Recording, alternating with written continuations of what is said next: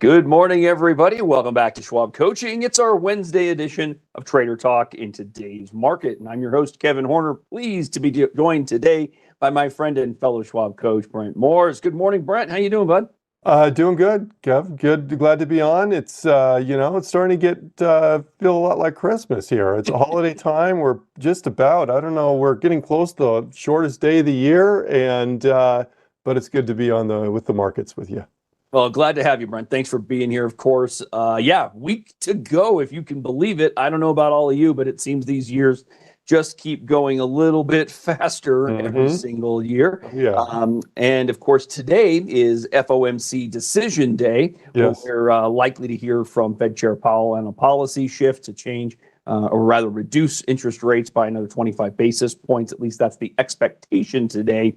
Of course, there's always an opportunity for some commentary out of the Fed chair that could maybe shift our view of things here today, huh? That's usually the thing. I mean, the rate decision. I mean, I don't know for sure, but all the predictors are saying 25 basis point cut.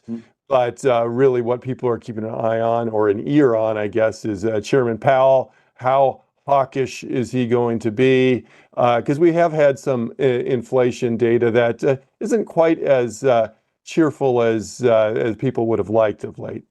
Yeah, I would agree with that. Obviously, we would prefer inflation pressures to be a little bit more muted, and we could very well hear that being a hot topic of the day from Fed Chair Powell. That may also set the table for expectations in 2025 as well, and that could have an impact on us. So, we are expecting an announcement this afternoon. Thank you to our friend James Boyd, who's in chat answering these questions. So make sure that if you're not already doing so, the three of us are available for you on X, everybody.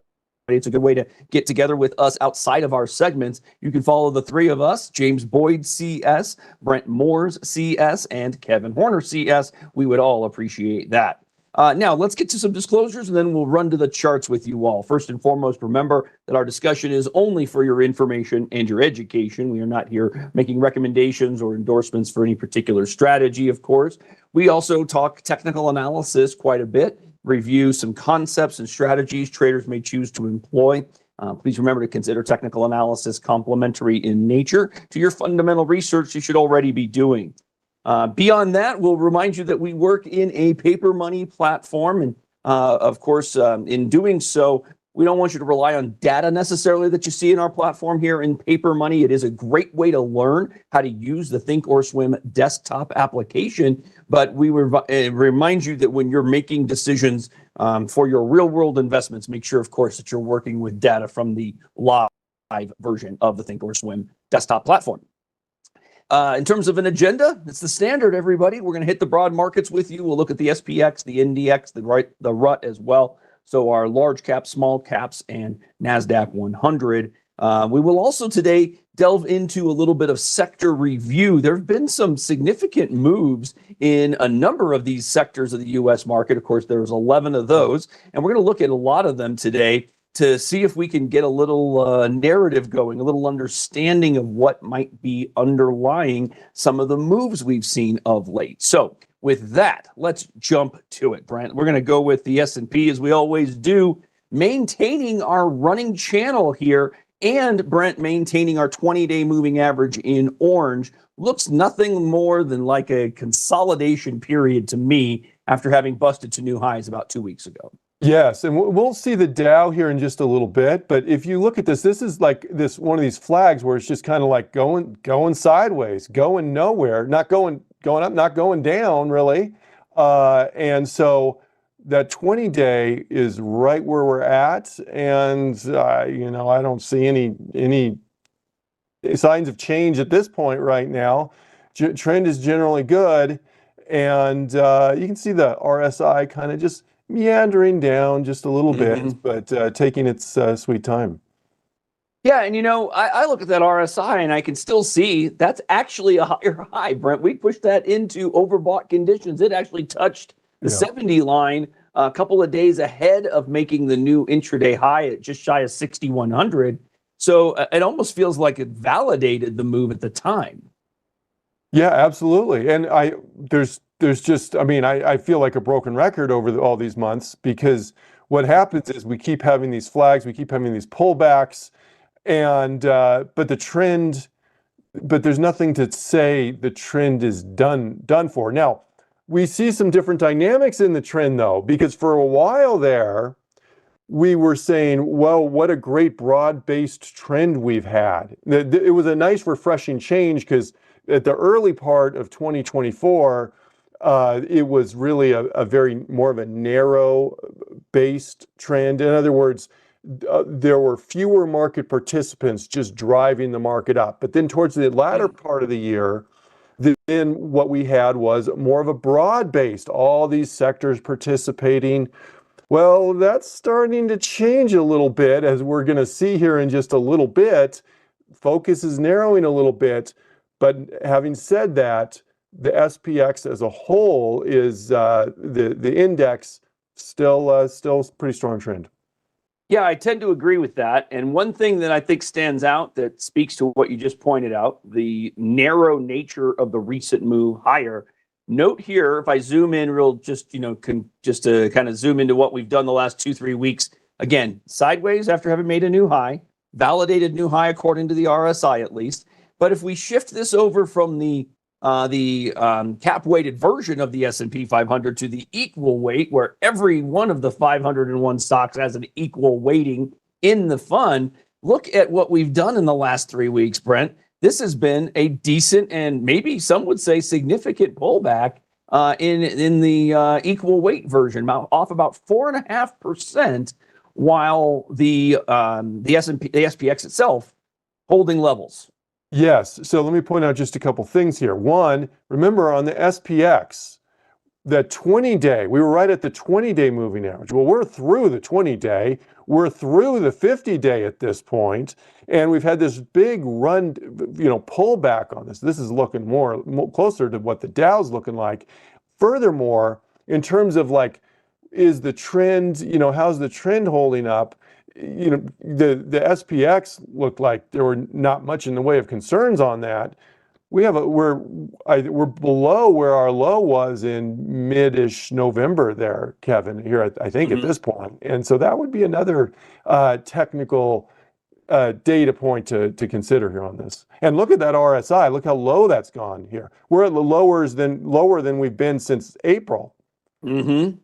Yeah, so it feels, Brent, that we just don't have the breadth in this recent push to new highs. It's been led by what we kind of colloquially refer to as the Magnificent Seven, right? We've seen Apple continue to push higher. We've seen Amazon and Alphabet maintaining levels, and Meta continuing to do the same. And of course, Tesla has been on an abject terror, just pushing higher to higher highs, and just can't get out of its own way. It just wants to push higher, it seems. So we have been led heavily by those big seven of late, haven't we? Yeah, and it's just a testament to what a big percentage of the S&P 500, just a handful of stocks are, that it can make that big a difference when you compare the equal weight to the full index of the SPX. Those are just a few huge market weight stocks.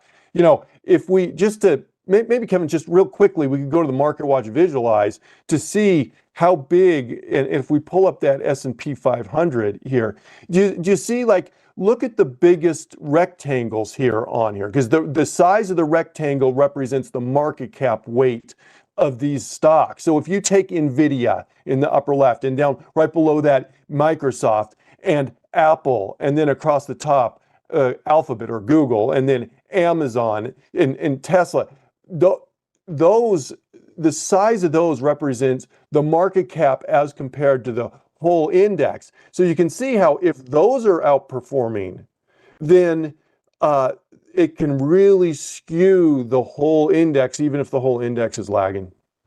It really can. You're absolutely right. And that's why something like that equal weight can give you maybe a better feel, perhaps, about the overall trend of the entirety of the indice. Yeah. It can also be a reminder for some of you from a trader standpoint that, you know what, we say it all the time, Brent, we don't have to fight against the market. We can just trade what's working. And so some traders just lean into that and recognize, well, if I'm trader of the SPX, but I'm noting that the SPX is being carried by 5, 6, 7 stocks. Why not just trade those 5, 6, 7 stocks until that changes? There's a lot of traders who might take that approach as well. You can, and you just need to be careful and realize, as you said, and you had a big disclaimer on there, and that was until it changes, because that's right. Things don't last forever there on that. But right now, that is what is hot, so to speak. Yeah, that's the truth. As always, as we encourage you to consider having a plan, try to stick to that plan. Give yourself that playbook that you want to follow, and then just simply follow that playbook. I mean, it couldn't be stated more clearly than that, I think, and we state it quite a bit here. We don't, what we do want to encourage you to do is to develop a plan and then just try to adhere to it as best you can. Let's kick it over to the NASDAQ here. We've just gone a little bit negative on the SPX, so just a 0.1%. Probably going to meander, like you say, Brent, for a bit here. We've recently popped outside of this incredible rising channel for the NDX. Brent, okay, so a couple of questions for you that I know you're not going to tell me definitively, of course, because we don't do that. But when you look at this, we've got this rising wedge that we have broken to the upside. Now, we have a little bull flag, right, as we just kind of consolidate for 2 days, validated by RSI making a new high. Why am I not excited by this, Brent? What is it about the breakout through the uptrend line that makes me concerned? Because I'm trying to think of an analogy. It's like in the Tour de France there, Kevin, when you have a breakaway rider and the whole peloton's hanging back, and you're going, I don't know if and they're early in the race, and you're going, I don't know that these guys can continue to outperform the rest of the market by such a significant amount for that long. This is so far away from the market right now. It just seems like too early of a sprint compared to the rest of the market here. And it's just the whole market right now. Is it really screaming that it should be this bullish right now? I think that may be the concern there, Kevin. I don't know. We'll see. But, hey, regardless of whatever analysis or whatever valuation you think the market can take, I can tell you from personal experience, the market can defy whatever I think for a lot longer than the old, I think John Maynard Keynes quote, the market can stay irrational longer than you can stay solvent. I'm not saying this is necessarily irrational, but it doesn't take marching orders from me. I'll tell you that. I can relate to that. The market does not care what I think. I've learned this. It took me a little while to learn this. The market doesn't care that I took a loss on that stock. The market doesn't care that I took a profit on a different one. If I think I'm revenge trading the one that took my money on the last trade, that has no bearing on what the market's going to do. Try not to assign those emotional ties to this stuff, everybody. I think that's one way we can at least stay a little bit more on an even keel as we approach market moves like these. But yeah, we don't know what's happening, necessarily know what's coming, I should say. But Brent, one of the things that I'm reminded of is sometimes we get these moves that take you outside of the traditional range of price action, and then you get snapped back into the mean or the reversion move, right? Bring you right back into line. We'll see if this holds up. I'll tell you what, from a standpoint of having broken this level, this upper ledge, if this is maintained and we are not quickly back into the range we've been trading in, some traders would tell you that this is an opportunity for a shift to that trend even still, and could provide us with a new uptrend going forward. No doubt. When you get the breakout here, what some traders will do is they will then say, hey, look, it seems extended. I know it can pull back, but what I can do is I can ratchet up my stop loss in case I'm wrong, in case it doesn't stay up there. Of course, stops aren't guaranteed, but that's what we're saying. Look at the distance between that and the 20-day moving average right now. Now, very often, look back historically, when you get a pretty good gap between that and your 20-day, it doesn't necessarily stay there for that long, but who knows? Yeah, there was a Brent question here in the chat about comparing the SPX with an equal weighted SPXEW. Went ahead and quickly just built that for y'all. So let me bring it over. I'll highlight this.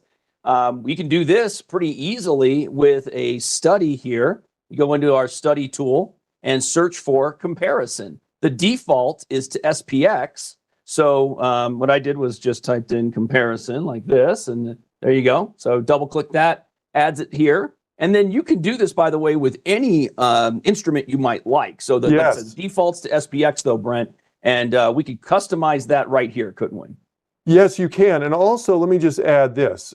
And what you're showing right now is you're changing that to a candle chart. But if you want to do all lines, you can just make everything lines. But yeah, if you want candle to candle, but also, a lot of times you want to compare more than two things. Well, add that comparison study again and again and again. Now, at a certain point, I found the graph gets kind of a mess, to be honest. If you get enough lines on there, it's a little hard to see. But if you wanted to add more on there, you could. That's how you do it, though. It's pretty simple. Okay, so here's a quick look. I left the line for the NASDAQ.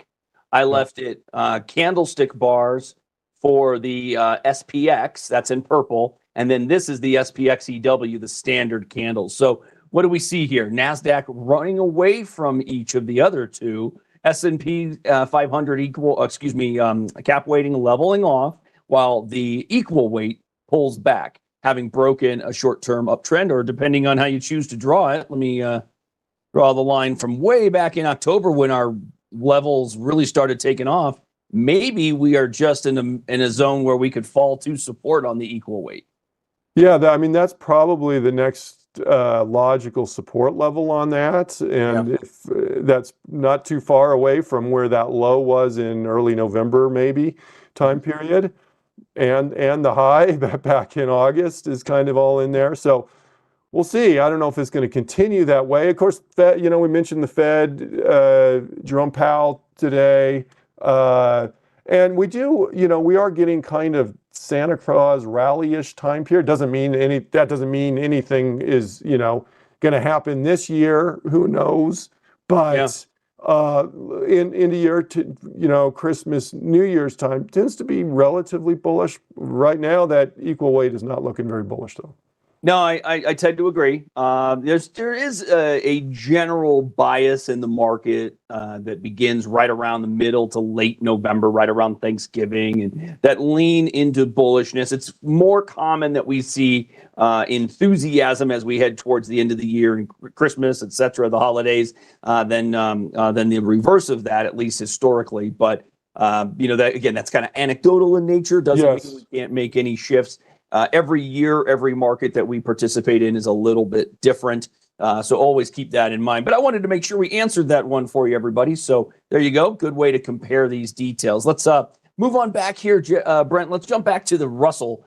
We've been talking about the need to hold that short run support, giving us another stair step potentially here. Brent, what are you seeing on what we got rolling in the RUT here, short term? Well, here it is interesting to see what's near the 20-day, what's near the 50-day, what's broken the 50-day, which we saw with the equal weight. Here we have, we're kind of relying on that 50-day maybe for some support on this, but we are stair stepping up. We've had, this is not like the flag that we saw in the SPX where it was kind of this sideways-ish consolidation. This is a healthy pullback, but it's a higher low. So that's not a broken trend on that. And the Russell, this is small caps, just generally tends to be more volatile than large caps, and that's what we're seeing right now. Yeah, that's right. And it looks like an area for support that makes sense, right, in the broad trend. Doesn't mean that it has to hold, but it's certainly an area where traders might look to at least position their own tolerance for risk. What do I mean by that? Ultimately, all I'm suggesting is that if you're a believer that what's gone on along the trend line, or perhaps the 50-day moving average in purple, if that gives you the confidence to believe that that's going to hold for you going forward, well, then a short-term trader might just say, I'm going to stick with it until I get a close, or maybe a series of closes, a couple, 2, 3 in a row below the the 50-day moving average, potentially the so-called Horner rule, where maybe you allow that to break and confirm a breakdown before you decide to move on. One of those scenarios might be one you're more comfortable with as a trader. But ultimately, that's what we're talking about. This looks like a potential area where traders could deploy new money in a low-risk environment simply because they would move on relatively quickly, Brent, if we were to see a breakdown from this level. Yeah, and you may also use the RSI there at the bottom of the chart again as a level. That's kind of where we bounced last time. These are levels where kind of this mid-range RSI is levels where we've picked up some support, but we'll see. Yes, we will. There was a question back on that last chart I'd loaded for you all about what was going on below. So this is a combination study, everybody. This is the stochastic RSI, which is ultimately relying on the strength of the existing trend, but utilizing relative strength application to the stochastic indicator, which can give you, as most oscillators would do, overbought, oversold conditions. Not necessarily a perfect reflection of where we should be getting bounces necessarily, but it's a banded oscillator between 100 and 0. Commonly, traders look for crossovers between these lines as you do so moving from below to above the 20 line as a potential buy signal, short term, of course, and then moving from above to below the 80 line as a potential sell signal. The slightly different view, if you will, than what you're getting from the standard stochastic, but yet another one of those hundreds of studies available to us here. A lot of studies, but one thing I would just say is maybe we could generalize this a little bit, because this looks similar to some other studies as well.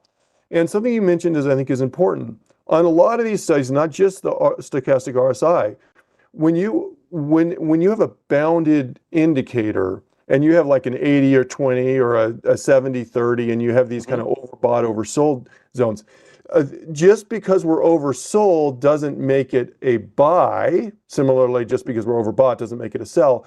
But what's common on these is very typically the entry, so to speak, or the indication that the signal that people are looking for is they're in that oversold area and they start to cross out. So in this case, crossing above the 20, that's the signal that some traders use. Now, I'm not advocating a system based solely on this one indicator or any other one indicator there, but that can be a part of your trading system. It can. And you know what I'm going to leave you with? I'm going to just try and give you the standard reminder. Look, oscillators, indicators, these are everything we look at from a study standpoint is basically a variation on price and volume and not much else. And so we as traders, we're always trying to be as fine as we possibly can. The challenge we have is believing that one of these indicators is more appropriate or more valid than another. And truth be told, the only one for which that applies is price. Nothing else is as important as price. So sometimes we can get bogged down by adding too many of these details or paying attention to too many of them, when in reality, you know what? Standard, support, resistance, new highs and new lows, these are the things that matter the most from a trading standpoint, probably. And you could do just fine leaning in to the very simple approach of support, resistance, and price action. You don't have to be overly cute, so to speak. Yep. In the chat, Wiley said, price action king. And Bingo. that is, nailed it on the head there. Yeah, no argument there, Wiley. All right, let's look at the SOX. We've been battling it out, Brent, trying to figure out if we've got a breakout or not. We had an excellent 3% rally day on Monday. Yesterday, we had a test at the lows from Monday. We held it. We did not trade below the low of the Monday, which is good because Monday is the highest trade we've seen in months. And the fact that we didn't trade below the low of the high day gives traders confidence that we could maintain the potential breakout here. Still remaining a little dubious myself. I'd like to see a little continuation and a new high, I think, through the one we made on Monday for some validation here. But what are you thinking when you look at this this lengthy triangle that we've been in as we've digested a fantastic push higher in the semis this year? Yeah, the semis like they were the market leaders. I mean, in terms of like technology was a market leader through 2023 and early first part of 2024. And the semis were the part of technology that actually led the way. Since that time, semis have just vastly underperformed, not just the market, but IT as a whole. Looking for a change here? Maybe. This may be the first sign, but this has just been kind of, we have the triangle there, but really, if you just look at this, you can see we've gone basically nowhere over the past 6 months or so. And so, look, it's an upward trend or a new breakout. It's got to start somewhere. So maybe this is the start of it. You can see the breakout on the triangle. You can see the breakout above. We had a series of higher or lower highs on the RSI there. We're breaking out on those too. And, so we'll see if that turns into something. Sometimes it does, sometimes it doesn't.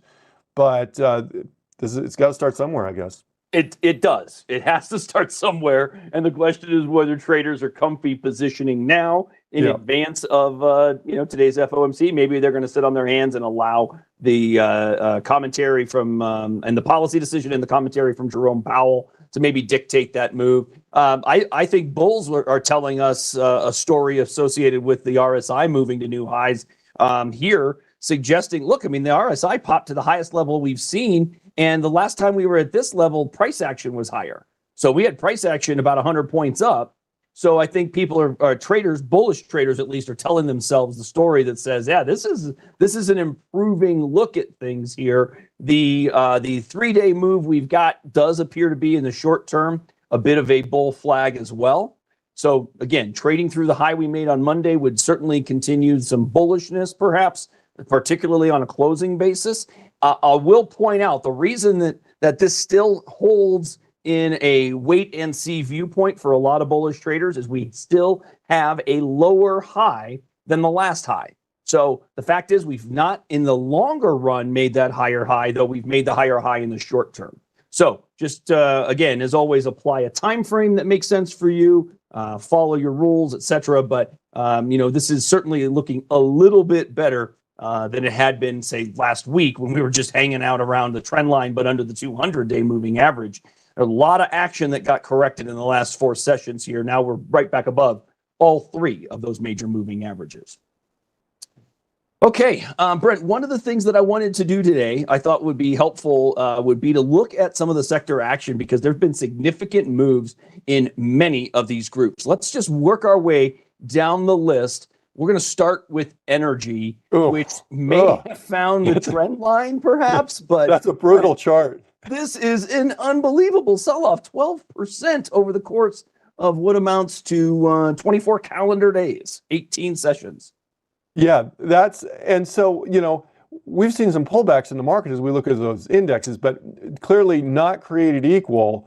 Energy has pulled back significantly. It's the worst performing sector over the past month, and it is, I don't know, we're going to pick up not much sign at this point that we've stopped the bleeding. We've got a low in early September that we could hit. We do have that longer term trend line that you have on the chart. We're right there. I guess we'll know relatively soon whether that's going to give us any support here on this, but not much upward momentum at this point, at least. No, there really isn't. If you're, I guess from a trade standpoint, Brent, let's just cover this viewpoint here, I guess, which is to suggest that maybe while we're at the trend line, that could be support. And yet traders might also allow the dust to settle before deciding to position themselves on a trend line like this, given the significance of the pullback and the speed of it. You agree? Yeah. Well, I guess one thing I would say, this is maybe a bright side, the silver lining of this big move down is when you look at candlesticks and you've had a big move down with some bigger candlesticks, when you start to get smaller candlesticks, even if they're down, then that's showing that some of the momentum, I wouldn't say we have upward momentum at this point, but at least some of the downward momentum um, may be changing there, and we're not going down. So at least we're maybe hesitating a little bit at this line. So we'll see. Also, that that RSI is pretty low here on this right now. We're right around the 20 level.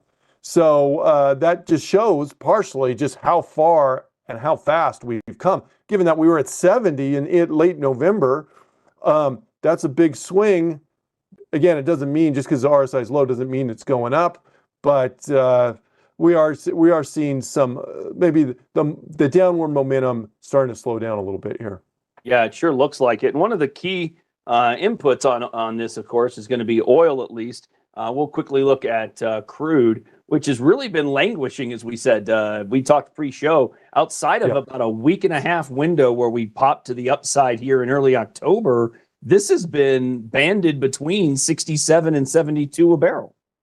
Yes, and I'm not sure we're not maybe get into options here today or something, Kevin. But in terms of neutral type strategies, this is one that like you could look at. Oh, we got a defined kind of resistance level, a nice support level, and you can look at strategies that take advantage of that, or just as a shorter term trader, your trading can be kind of based off of looking at resistance level bounces, looking at support level bounces, and potentially at some point it'll probably break out of support or resistance, looking for breakouts above the resistance or below the support. I love what you said there in terms of considerations for option positioning. And I'll just remind you all, we encourage you all the time to make sure you're subscribed to the Schwab YouTube coaching channel, the Trader Talks page. But that search function in there is fantastic. And turns out just 2 weeks ago, our friend Cameron May did a class on neutral option strategies specifically. So looking to profit potentially from a market price action that is going sideways or stuck within a range like that. There are always option strategies for consideration. You might want to check that out in our archival viewpoint, everybody. Find some classes that could fit that strategy for you. Great reminder. All right, let's move on down the line. Let's hit materials. I was not expecting this. This kind of caught me off guard because I hadn't looked in a while. Brent, we got rejected at the 50-day here, another lower high. Many traders probably expected the 200 to hold up just fine as I draw this line out a little further, and it did not. Is this a great reminder of why traders will utilize exit strategies below major points of potential support?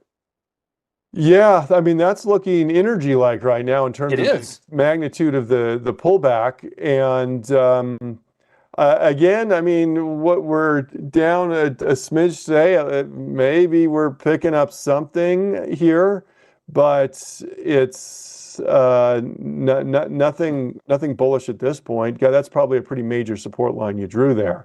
And got a little ways to go before we get that. Yeah, catching the low here from back in July, and then of course catching the peak back here. So resistance becomes resistance, and then once broken becomes potential support. That's what we got here. Maybe that's what we're going to find down here. Not that we have to get there, not that it has to hold if we do, etc. You all know this stuff. Briefly, since we're talking materials, let's just look at something quickly like gold. Just for a synopsis here, gold had been the hot commodity, quite literally, of late. Yeah, literally. And then all of a sudden it wasn't. This looks like a very different chart than it did along my uptrend line previously, doesn't it? Yeah, and I'm not entirely sure why. One little bit of speculation is, I wonder if people have just become more accepting of the overall market rally that we've had, and in the SPX, for example. And so they're not necessarily, looking to position in other asset classes as kind of a hedge on that. I'm not sure, but it doesn't matter what or why. We can look at the charts, and the trend has been broken. And right now we're sideways. We have resistance levels above us. We have support levels below us. You can always look at moving averages. Yes, the 200-day moving average is still up, but in terms of our 50 and 20-day moving average, kind of representing more of a intermediate and shorter term moving averages, those are headed sideways basically right now. And the stocks, the gold itself, the commodity itself, hasn't really seemed to use those as much in the way of a support level or resistance level lately. When moving averages go sideways, they tend to be less impactful as meaningful as a support level or resistance level. Yep. Yeah, they lose their value to support and resistance a little bit when the trend that you've been working with, where they've been very valuable, yes, right? Respecting the 20-day every step of the way, well, suddenly that changes. And when they're not trending, they give less respect to those moving averages. It's true. Another one real fast is look at copper. And the reason I'm doing that, you know what? They talk all the time, Brent, about copper being a little bit of a heads up about, the opportunity for growth not just in the US, but globally. And copper has been in quite a pullback from our peaks. It has. And, if you think about that, look, if this is kind of a forecast, so to speak, I'm using that term very loosely here, but just an indicator maybe is the better word of Sure. global economic activity and potential. A lot of times we'll associate with even Chinese economic growth. Well, there's this kind of dichotomy, a disparity between what copper is doing or what this global indicator is doing versus what the SPX has been doing. SPX, for the most part, over this same time period that you have this nice big downtrend, has been going up and up and up. So that's where some people are concerned. They're going, there's kind of this dissonance between what we're seeing in the numbers and what the market itself is doing. Mm-hmm. Absolutely. Okay, Brent, we're going to push off of materials. Let's look at industrials. Brent, we had been doing great. Another one that was working wonderfully with the moving averages, and now it's not. We are a week plus below the 50-day moving average. The last time we were, bouncing below the 50-day back here, we were there quickly, very quickly. We recaptured things. We have not had any bounce since breaking the 50-day here. What are your thoughts on what's happening with industrials? When we look at these sectors, and we've kind of hit some of the worst ones first, okay? So it's not quite as gloomy as we're indicating right now, but it is showing why people get concerned when the market breadth is not there, because this can be a forerunner to the overall market. So if you're kind of looking at the SPX and going, oh, my SPX is doing great, and that's all you look at, this is kind of showing kind of the foundation of that. Are there some cracks in your foundation that you're not seeing? Well, that's kind of what it seems like. Now, it's not a perfect indicator that the SPX is going to collapse or anything here, but it just means that the SPX is resting on fewer pillars here, to mix a lot of analogies and metaphors together. But those few pillars are those Mag 7 type stocks. But yes, that's less of a foundation than what we'd like. In terms of industrials itself, yeah, we're broken through moving averages. We've hit a lower low here, and so we'll see. I know. It doesn't leave you feeling as good as one would like. Because the uptrend working against the 50-day may have been broken, but that does mean maybe we're going to find some horizontal support in here in lieu of one of the moving averages at this time. Now, that doesn't mean there's not a moving average somewhere between it. Again, we kind of default to these 20, 50, 200s. I bet the 100-day moving average is somewhere in this vicinity, which we could, just for the fun of it, why not? Let's just change this 200 quickly to a 1, and let's just see if we're kind of near it. 100-day for some traders is it's not too far off, is it? And that coincides more or less with that low back in late October-ish time frame. Yeah, so maybe that's a zone for potential support here on industrials. So kick that back to 2. Okay, next up, let's talk about the 3 that are leaders for us, Brent. The 3 big ones, right? Discretionary, moving to highs. holding 20-day, probably working against a faster moving average than even the 20-day, maybe a 10-day moving average, perhaps. You could say the same thing about technology, which is pushing higher. This looks like a hold, like a high flag after having broken out. And then the last one that's really been pushing, communications as well. Looks like a bull flag up here. So these have been your big leaders, Brent. And again, we're just reminded we don't have to make it hard on ourselves, do we? We can trade where the opportunities may seem most helpful to the bullish trader, for example. Yeah, and these aren't, individual stock recommendations here, but if you think about, communications, you think of something like Meta, a company like Meta, and IT, you can think of other companies like Microsoft, things like that, and discretionary, Amazon or Walmart or something like that. Those are companies that have been outperforming, that have been doing well, and so you can look at the index.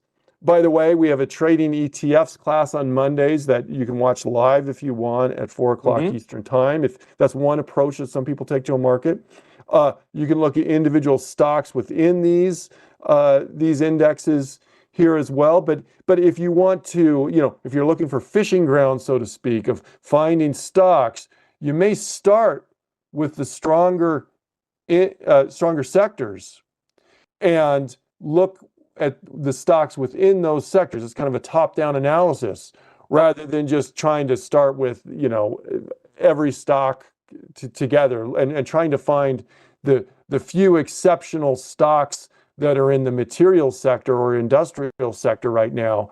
That it's probably easier going if you start with the stronger sectors right now, if that's the type of trading you're going to do. There's other types of trading, but if you're talking trading from a relative strength kind of standpoint, then that may be more efficient for you.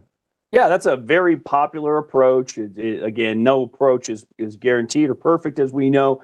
But like I love the analogy, the proper fishing grounds, right?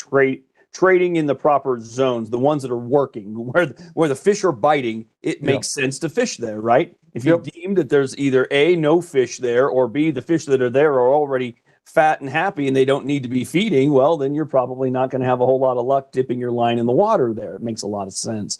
Couple others here briefly, everyone. The financials have pulled back. So this looks a little different than in that industrial chart, right? The pullback to the 50-day. Currently maintained. We'll see if that holds. The big one that's been the dog, the skunk at the picnic, so to speak, is healthcare. Just has not found its foothold. Now, I had a zone of support here, Brent, and we'll wrap it on this, but my goodness, I just can't get away from the downtrend and the aggression in it. The 20-day moving average has been tested multiple times, and each time it's left us with a lower high, and the downtrend continues. Yeah, I mean, if you want a chart where you're using it as example to illustrate what a downtrend looks like, lower highs, lower lows, this, take a screenshot there of that one there. That one fits, doesn't it? It's been tricky to say the least. Now, of course, there are groups with multiple industry groups within healthcare as a collective.